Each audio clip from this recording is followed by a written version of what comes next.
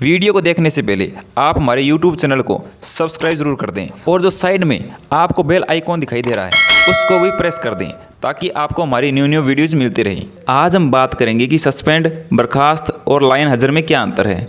काफ़ी बार आप भी सुनते होंगे कि किसी अधिकारी को नौकरी से सस्पेंड कर दिया गया है या नौकरी से बर्खास्त कर दिया गया है या लाइन हाजिर कर दिया गया है। तो आज हम जानेंगे कि इन अलग अलग शब्दों का क्या मतलब होता है और किसी की सरकारी नौकरी पर क्या फ़र्क पड़ता है और कब उनको सैलरी मिलती है और कब नहीं मिलती।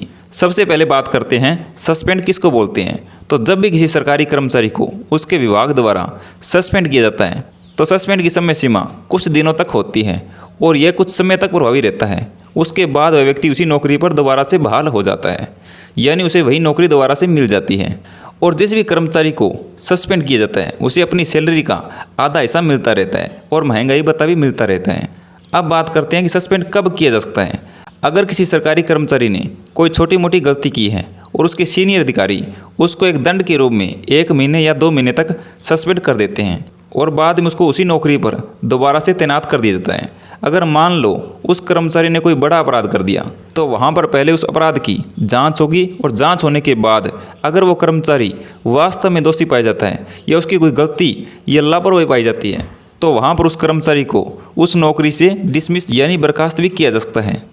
अब बात करते हैं डिसमिस यानी बर्खास्त किसको बोलते हैं।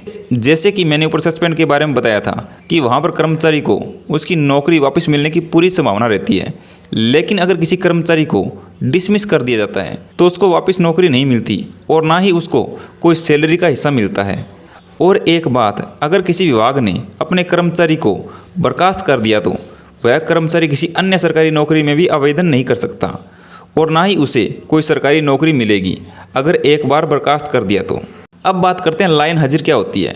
तो आपने यह शब्द कई बार सुना होगा कि कई कर्मचारियों को लाइन हाजिर कर दिया गया है, यानी कि लाइन हाजिर में कर्मचारियों का अधिक नुकसान नहीं होता, यानी कि इनको सैलरी भी पूरी मिलती है और जो भी कोई भत्ता है वो भी मिलता रहता है और जो नौकरी है वो भी बनी रहती है। लेकिन लाइन हाजिर होने के बाद इनको कोई जिम्मेदारी वाला काम नहीं मिलता।